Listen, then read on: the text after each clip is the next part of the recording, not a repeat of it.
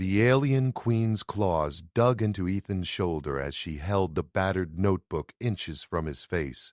Her 6 eyes blinked in sequence, each one reflecting the dim blue light of the detention cell. The diary trembled in her grip. "This passage," she hissed, her translator crackling. "You wrote it 3 cycles ago, before the invasion failed, before your species turned our fleets to ash."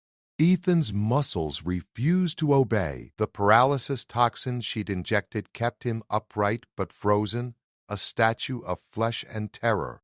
Sweat rolled down his temple. He could only watch as her smallest hand flipped through pages he'd filled during the long months of captivity. "You describe our people as beautiful," she continued, her mandibles clicking. "You compare my exoskeleton to polished obsidian. You say our songs remind you of wind through canyons." The queen's main eyes fixed on him while the others scanned the room. She was alone with him. No guards, no witnesses. That fact terrified him more than the toxin. "Then you write this." She tapped a page with one talon.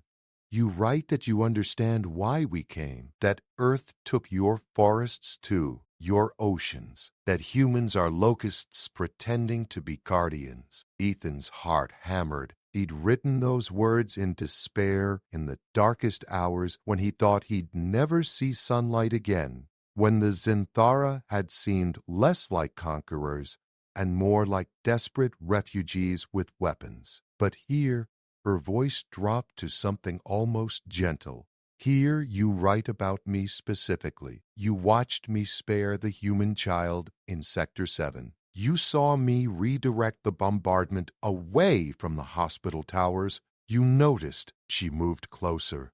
Her breath smelled like copper and cinnamon. "You wrote that if circumstances were different, if species didn't matter, if war wasn't carved into the universe itself," she paused.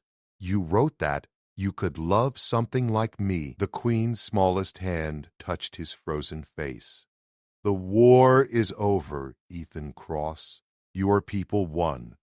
My fleets are scattered. My homeworld is negotiating surrender terms." Her translator glitched, mixing her natural harmonics with the mechanical voice. "I broke into this facility tonight, knowing I might not leave alive.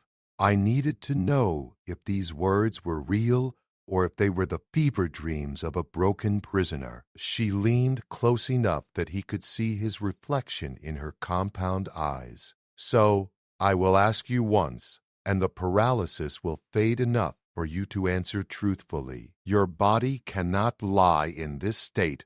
Her mandibles spread in what might have been fear or hope. "Do you love me?" Ethan felt the toxin's grip loosen on his throat and tongue. Sensation flooded back in painful tingles. The queen waited, utterly still, more vulnerable in this moment than any warship had ever made her. He opened his mouth to answer. The word came out as barely a whisper, fighting through the remnants of paralysis. "Yes." The queen's entire body went rigid. Her 6 eyes widened in perfect synchronization, and for 3 heartbeats, neither of them moved. Then she released him, stepping back so quickly she nearly stumbled.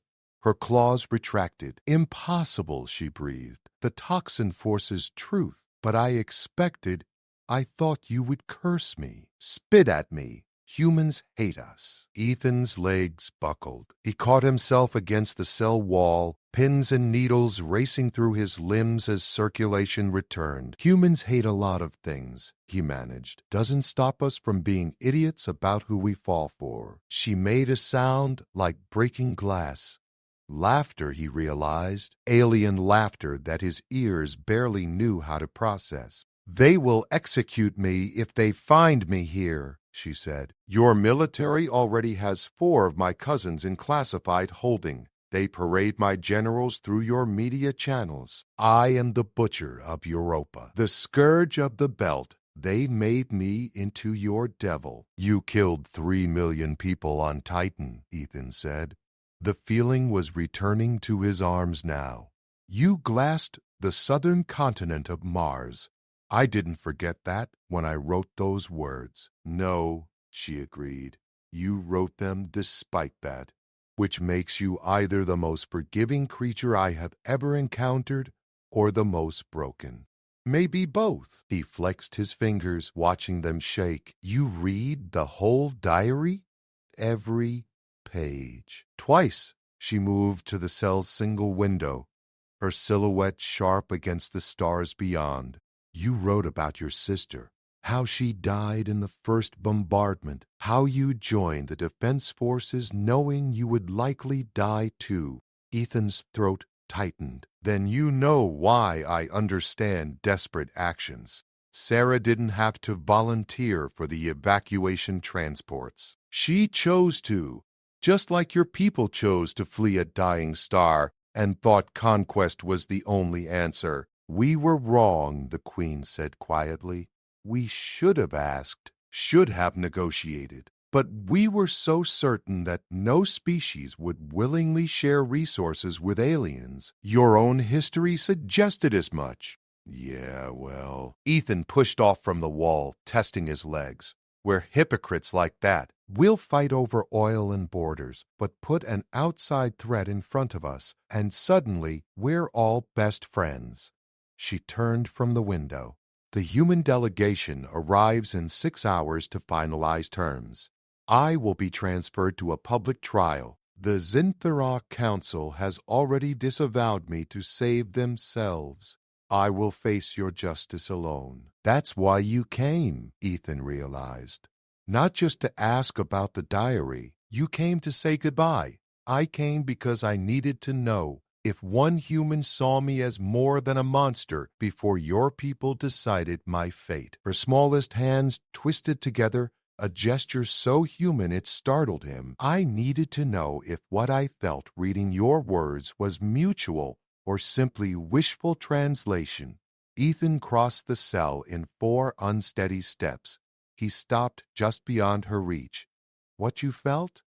The Queen's translator made a sound like a sigh. I have read human literature during the ceasefire negotiations. Your species writes extensively about love, the impossible kind, the forbidden kind, the kind that logic screams against, but hearts demand anyway. You're telling me the alien queen who invaded Earth fell for her prisoner by reading his diary? I am telling you that Zenith Vara, former commander of the Zinthara Expeditionary Force, current war criminal awaiting trial, discovered that one human saw past her armor.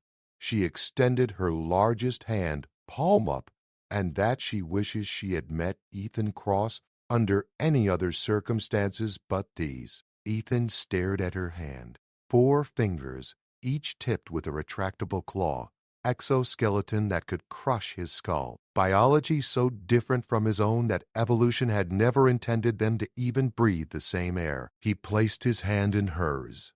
The guards will do their rounds in 10 minutes, he said. When they find you here, they'll shoot first and ask questions never. I know. You can still leave. There's a service tunnel behind the east wall. I used to watch the maintenance crews. No cameras for 50 meters.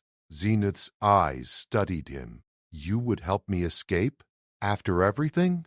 I'd help you survive long enough to face a fair trial instead of a firing squad in my cell. Ethan squeezed her hand. And maybe, if the universe has any mercy left, long enough for us to figure out what this is, she pulled him closer with surprising gentleness. Your people will call you a traitor. Yeah, Ethan said. They probably will. And you would accept that? For me?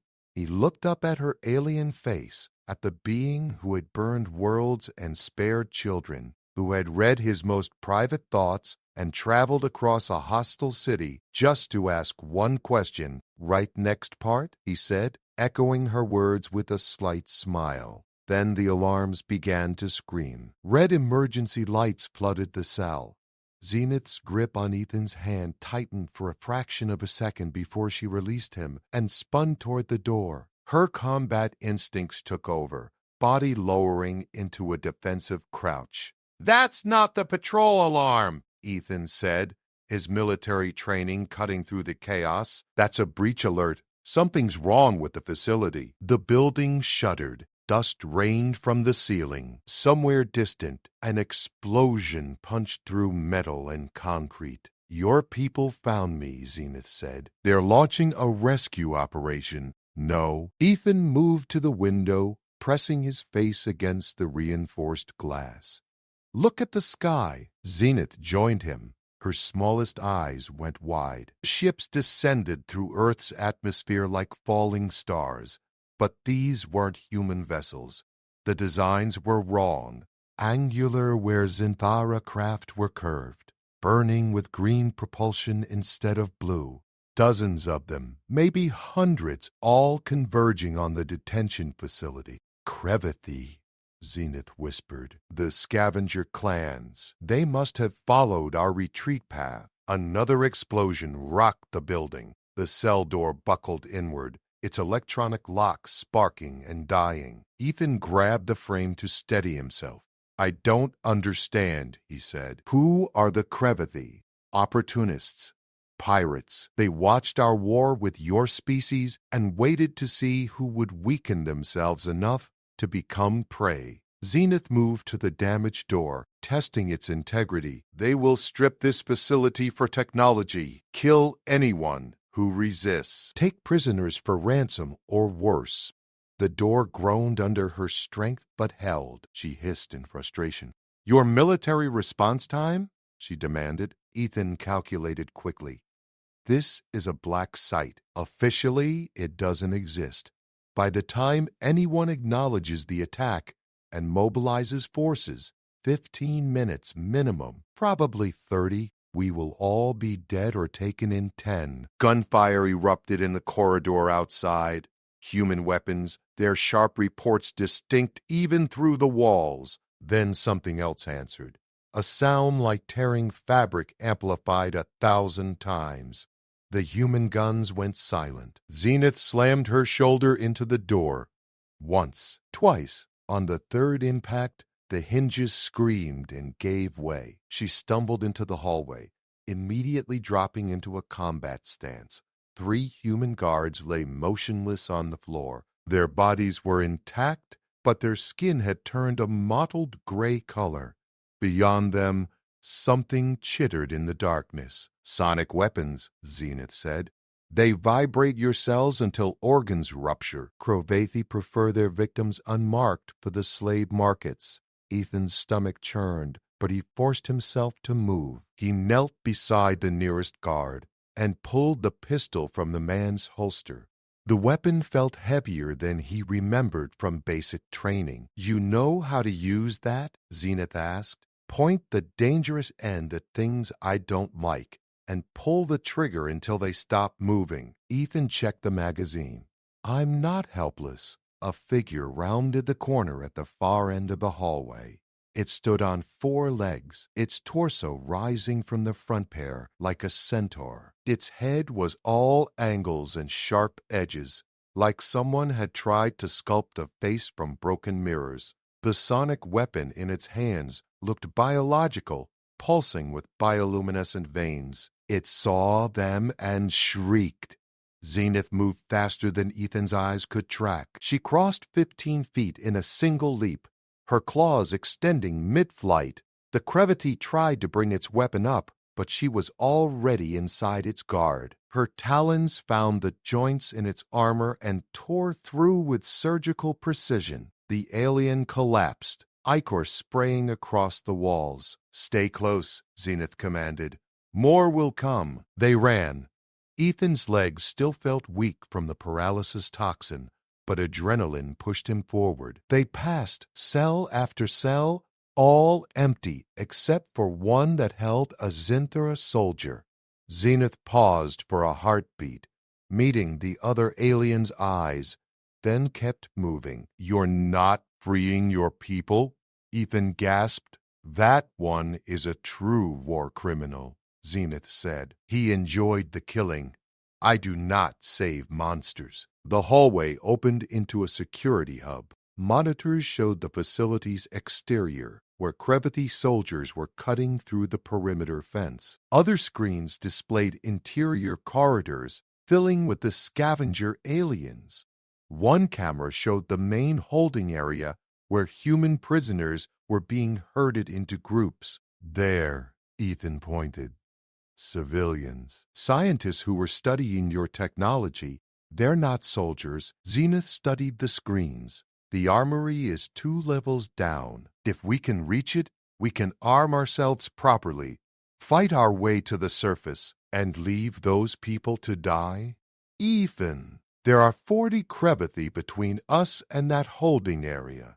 I am one soldier with no weapons. You are a half-paralyzed human with a pistol. We cannot save them. He met her eyes, all 6 of them. I didn't help you escape a cell just to watch you abandon people who need saving, he said. That's not who you are. I read your diary too, remember? You wrote about the civilians you saved on Europa, the Zinthar children you evacuated when your commanders ordered them left behind. Zenith's mandibles clicked rapidly. You found my personal logs? You left them on the command ship we captured. Some intelligence officer thought I could help translate them because I'd spent time with your people. Ethan smiled grimly. Turns out we were reading each other's private thoughts all along. A grinding sound echoed from above. The ceiling buckled as something massive moved across the roof. Breach pod, Zenith identified. They're cutting through to this level. We have perhaps 2 minutes. Ethan checked his pistol again. 17 rounds against 40 enemies. Then we better move fast, he said. You know the facility layout better than me. What's the quickest route to those civilians? Zenith stared at him for a long moment. Then her translator made that breaking glass sound again. Laughter tinged with something that might have been admiration or might have been despair. You humans, she said, are absolutely insane. Yeah, Ethan agreed. We really are. She grabbed a metal pipe from the wreckage of a broken monitor stand, testing its weight. Stay behind me, she ordered. And if I tell you to run, you run. Understood. Not a chance. I was afraid you would say that. She moved toward the door leading deeper into the facility. For what it is worth, Ethan Cross, I am glad the last person I fight beside is you. The ceiling above them tore open with a shriek of tortured metal. 3 Krevathi dropped through the breach, their mirror-shard faces reflecting the emergency lights in nauseating kaleidoscopes. Zenith didn't wait for them to orient themselves. She swung the metal pipe in a vicious arc that connected with the nearest alien's knee joint. The crack echoed like a gunshot. Ethan fired twice.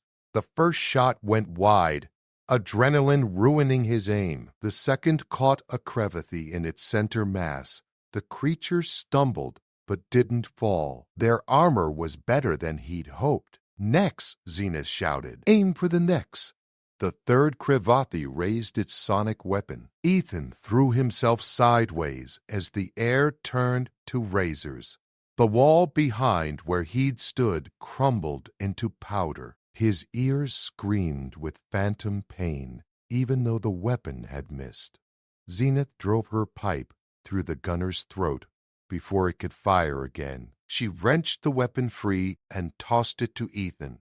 I don't know how to use this, he protested. Point and will it to fire. Krevathi weapons are neurally linked to aggression. She was already moving, dragging him toward the exit.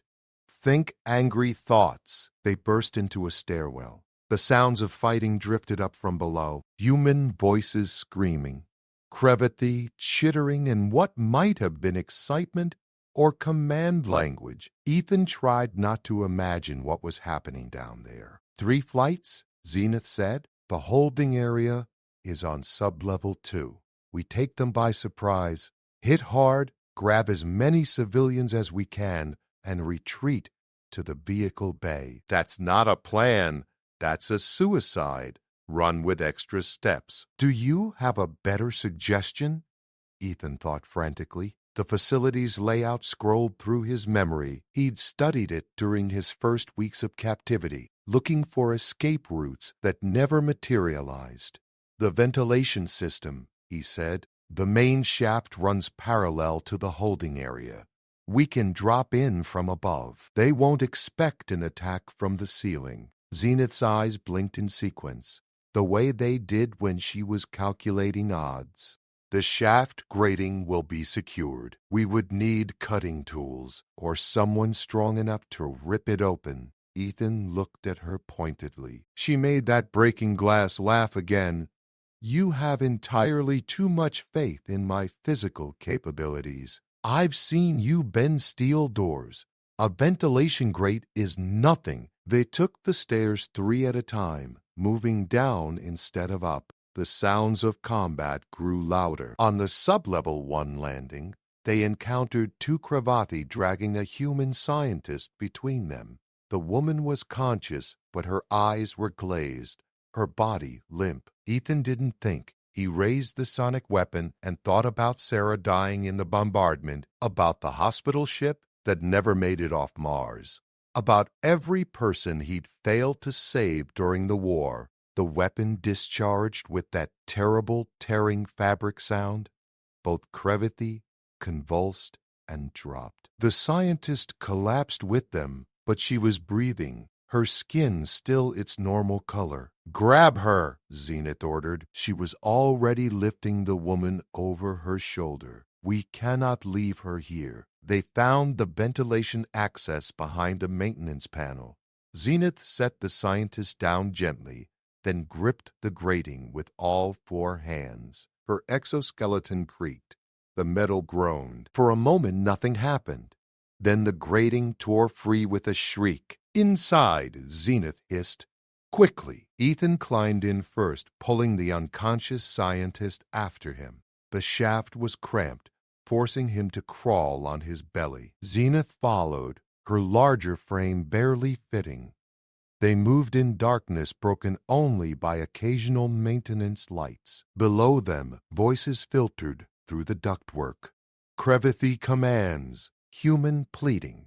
The wet sound of something Ethan didn't want to identify. There, Zenith whispered, pointing ahead.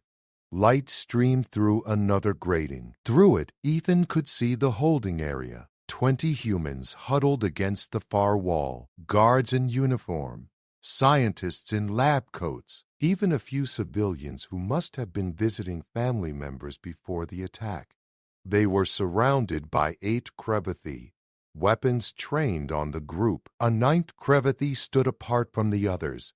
This one was larger, its armor more ornate. It held a human tablet, swiping through files with one clawed appendage. Searching for high-value targets, Zenith identified. Probably looking for anyone with strategic knowledge. How do we do this? Ethan asked. I drop first. Draw their attention. You provide covering fire from above. She positioned herself over the grating. On my mark, I want you to shoot the leader. Even if you miss, the chaos will give me seconds to act. And if I don't miss, then perhaps we actually survive this. She gripped the grating's edges.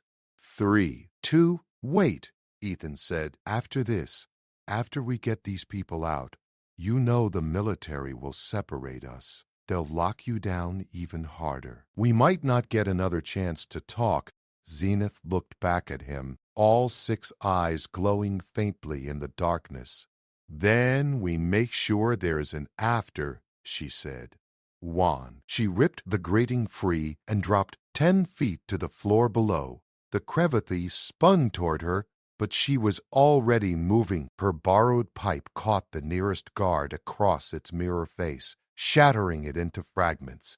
Ethan aimed the sonic weapon at the leader and thought about love, about stupid, impossible, illogical love that made you do insane things like help an alien queen escape and then immediately throw yourself into a firefight to save strangers. He fired. The leader's head exploded in a spray of ichor. The other Kravathi froze for a critical half-second, trying to process two simultaneous threats. That was all Zenith needed. She moved through them like a hurricane, claws and pipe and brutal efficiency honed by years of war. Two Kravathi fell in the first 3 seconds. A third lost its weapon arm, a fourth tried to run, and she pulled it down from behind. Ethan kept firing, picking targets as they appeared. The sonic weapon's strange neural link made aiming easier than the pistol. He just had to think about stopping the threat, and the weapon obeyed. 30 seconds after Zenith dropped through the ceiling, all 9 Kravathi lay dead or dying. The human prisoners stared in shock. Then one of the guards recognized Ethan. "Cross, what the hell are you doing with the Queen?" "Saving your life, apparently," Ethan said, dropping down from the shaft. His legs nearly buckled on landing. "Can everyone move?" "Most of us," a scientist answered. "They killed anyone who fought back. The rest of us are just shaken." Zenith was already at the door, checking the corridor. "We have perhaps 3 minutes before reinforcements arrive. The vehicle bay is 2 corridors north. There should be transport trucks." "You expect us to follow a Zinthara?" the guard demanded. "She's the enemy. Right now, the enemy is the aliens currently tearing through this facility looking for slaves and salvage." Ethan snapped. "Zenith is the only reason any of us are still breathing. So you can either trust her or you can wait here for the next wave of Kravathi. Your choice." The guard looked at his fellow prisoners, at the bodies on the floor, at Zenith standing in the doorway, her armor splattered with the alien blood, her posture protective rather than threatening. "Fine," he muttered. "But if this is a trick, if this was a trick, you would already be dead," Zenith said simply. "Now move, all of you. Stay close and stay quiet." They ran. The corridor erupted with weapon fire before they'd made it 20 feet. Plasma bolts scorched the walls, missing Zenith's head by inches. She shoved Ethan and 3 scientists into a side room, while the others scattered for cover. "North corridor is blocked," she reported, slamming the door shut. "At least 6 hostiles between us and the vehicle bay." Ethan checked his sonic weapon. The bioluminescent banes were dimming. Either it was running low on charge, or it was dying along with its original owner. He had maybe 3 shots left. "Alternative routes?" he asked. One of the scientists, a young woman with blood on her lab coat, spoke up. "The loading dock. It's on this level. Access through the research wing. They bring equipment in that way." "Show us," Zenith commanded. They moved through the facility like ghosts, the scientist leading them through a maze of laboratories and storage rooms. Twice they heard Kravathi hunting parties in adjacent corridors. Once they had to hide in a freezer unit while a patrol passed within feet of their position. The cold burned Ethan's lungs. He watched Zenith's exoskeleton frost over, her breath coming in visible puffs. She caught him staring and made a gesture that might have been a shrug. "We Zinthara evolved on a hot world," she said quietly. "Cold is not our preference." "I'll keep you warm later," Ethan replied, before his brain caught up with his mouth. Several of the scientists stared at him. The guard from earlier looked like he wanted to say something but thought better of it. Zenith's mandibles spread in what Ethan had learned to recognize as amusement. "I will hold you to that promise." The loading dock doors were sealed but not locked. The Kravathi hadn't reached this section yet. Beyond the reinforced entrance, 3 cargo trucks sat waiting. Military transports designed to carry equipment or troops. "Keys?" Zenith asked. The guard checked the vehicles. "No keys. These are push-start with biometric authorization. Only facility personnel can activate them." "I worked here for 6 months before the war ended," one of the scientists said. He was older, gray-haired, wearing glasses held together with tape. "My clearance might still be active." He pressed his palm to the first truck's scanner. Nothing happened. The second truck beeped negative. The third truck's engine roared to life. Everyone in, Zenith, now. They piled into the cargo bed. 17 humans packed tight, with Zenith and Ethan climbing into the cab. The older scientist took the driver's seat while Ethan rode shotgun, sonic weapon ready. The loading dock's exterior door began its slow mechanical rise. Beyond it, Ethan could see the night sky lit by burning buildings. Crevathi ships hovered like wasps over a corpse, their extraction beams pulling technology and supplies up into their holds. "They're stripping the whole facility," the driver breathed. "Then we leave before they decide to strip us too," Zenith said. "Drive fast." The truck lurched forward. They cleared the loading dock and hit the perimeter road at 40 miles per hour. Crevathi soldiers turned at the sound of the engine, several raised weapons. Ethan leaned out the window and fired his remaining sonic charges. The first caught 2 aliens, liquefying their internal organs. The second went wide. The third and final shot struck a support beam, holding up one of their hovering collection devices. The beam collapsed. The device crashed down onto a cluster of Crevathi, crushing them under several tons of stolen machinery. "Good shot," Zenith said. "Lucky shot," Ethan corrected. The sonic weapon died in his hands, its veins going dark. He tossed it aside. They raced toward the facility's main gate. The fence had been torn open, leaving a gap wide enough for their truck. But 3 Crevathi heavy units blocked the path. These were bigger than the soldiers, their armor thick enough to stop small arms fire. "Ram them," Zenith said. "Are you insane?" the driver protested. "Do it or we all die here." The driver floored the accelerator. The truck's engine screamed. They hit the first heavy unit at 60 miles per hour. The impact threw Ethan against the dashboard despite his seatbelt. The windshield cracked but held. The Crevathi went under the wheels. The second heavy unit tried to dodge. The truck clipped it, sending the aliens spinning into the fence where it stuck, impaled on twisted metal. The third raised a weapon that looked like a cannon. Zenith kicked open her door and jumped, not away from the truck, but toward the enemy. She hit the ground rolling, came up running, and reached the heavy unit before it could fire. Her claws found a gap in its armor at the neck joint. The cannon discharged into the sky as the alien fell.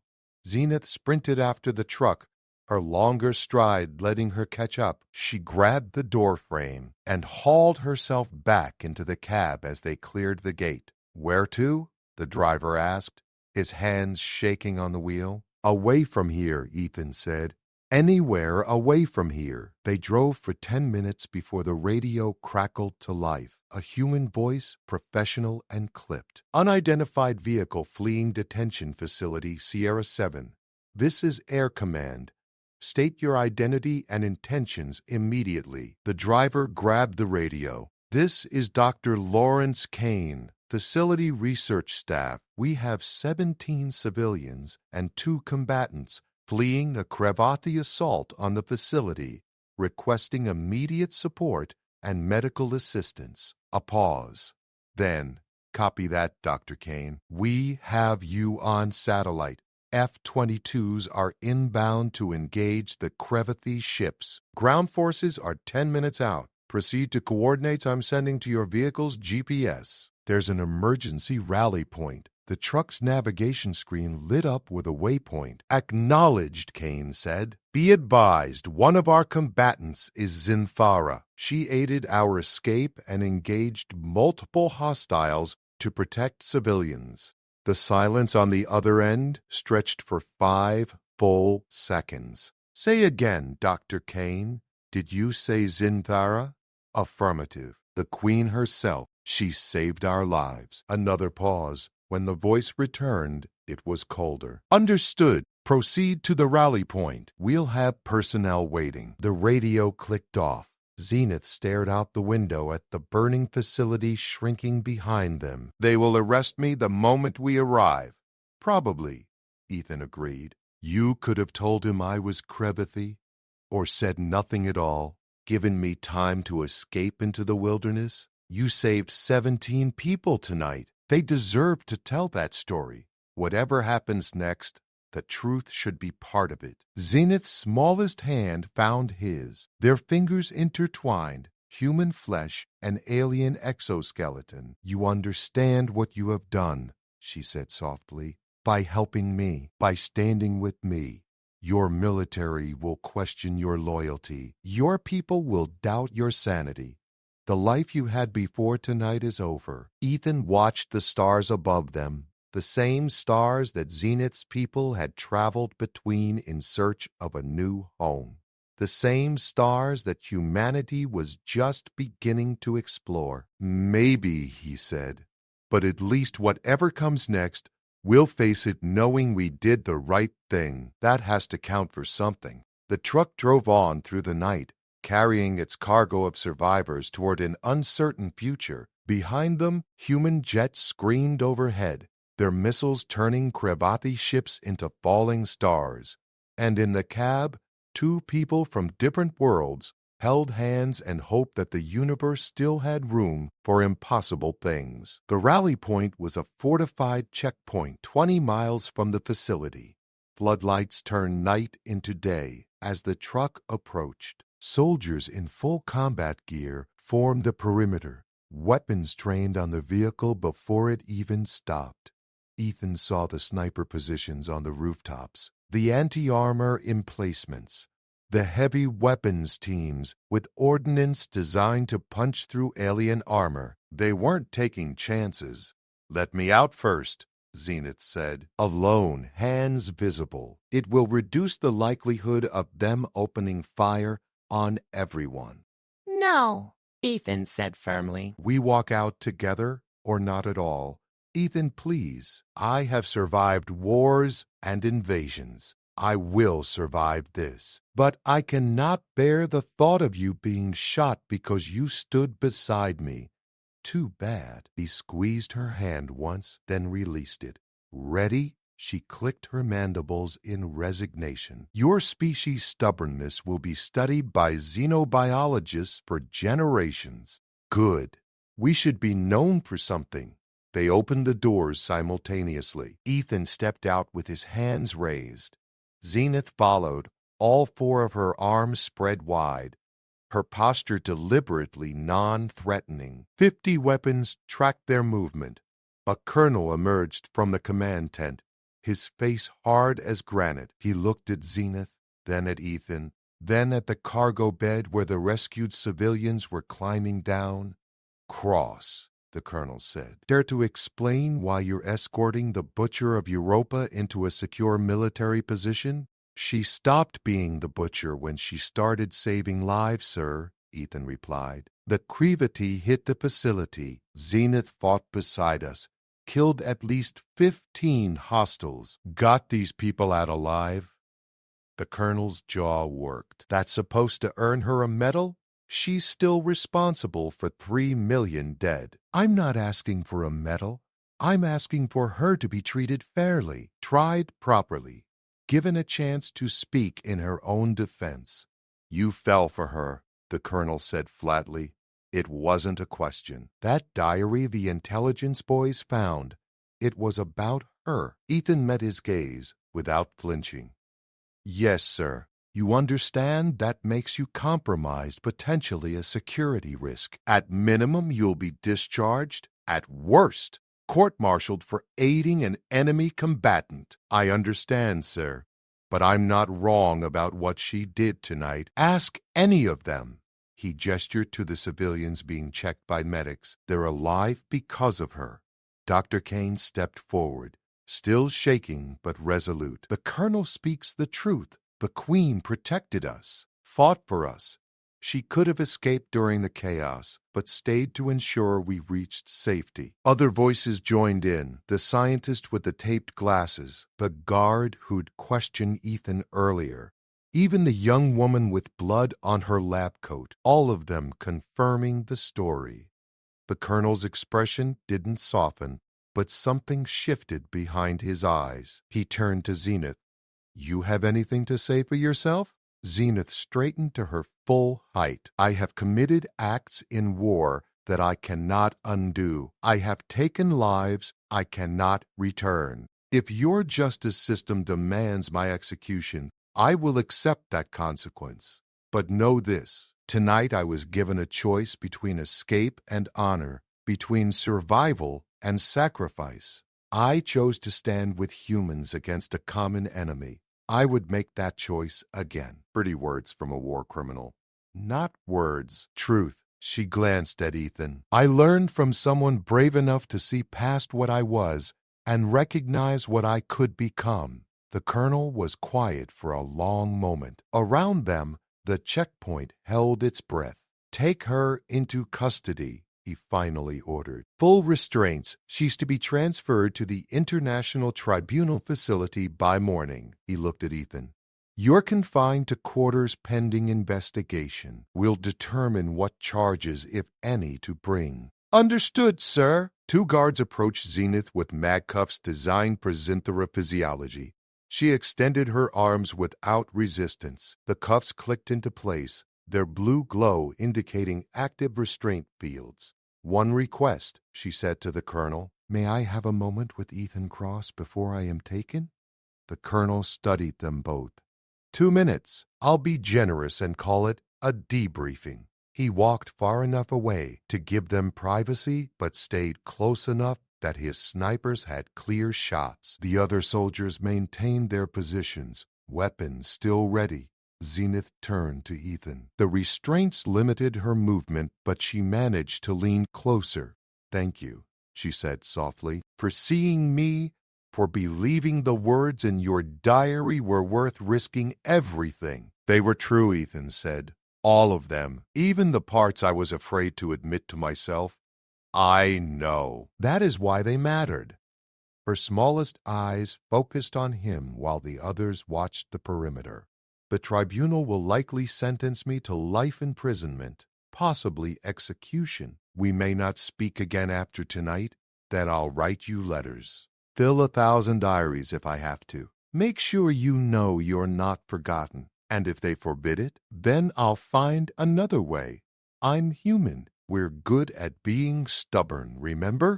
She made that breaking glass laugh one final time. "Yes, you truly are." The guards approached to lead her away. Zenith took one last look at Ethan, memorizing his face with all 6 eyes. "In another life," she said, "in another universe where our species met as friends instead of enemies, I would have loved you properly, without war between us, without guilt and judgment, just 2 people who found something worth keeping." "We're not dead yet," Ethan replied. "Maybe the universe still has some surprises left."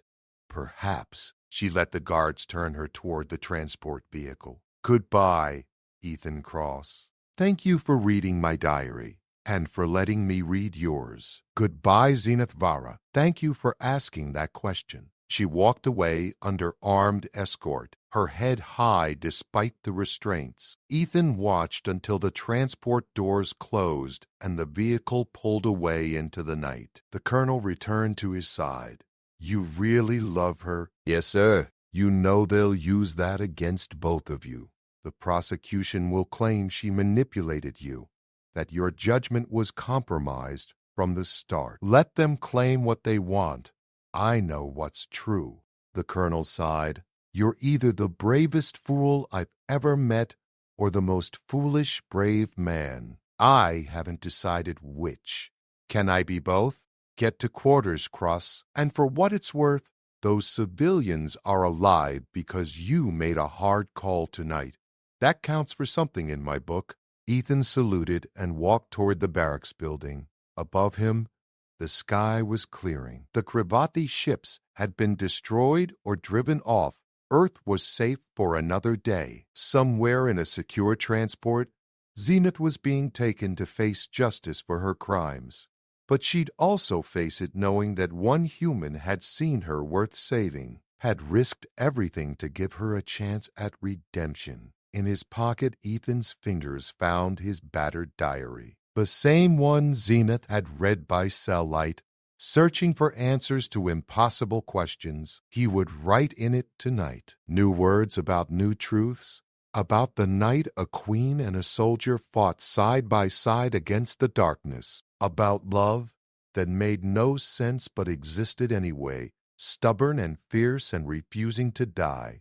And maybe, if the universe had any kindness left, those words would find their way to her, would remind her that somewhere, someone believed she was more than the sum of her worst moments, that she was worth loving. The stars above offered no promises, but they witnessed all the same, silent and eternal, as humanity took another stumbling step toward understanding that the universe was stranger and more wonderful than anyone had imagined, and that sometimes the most impossible things turned out to be the most true.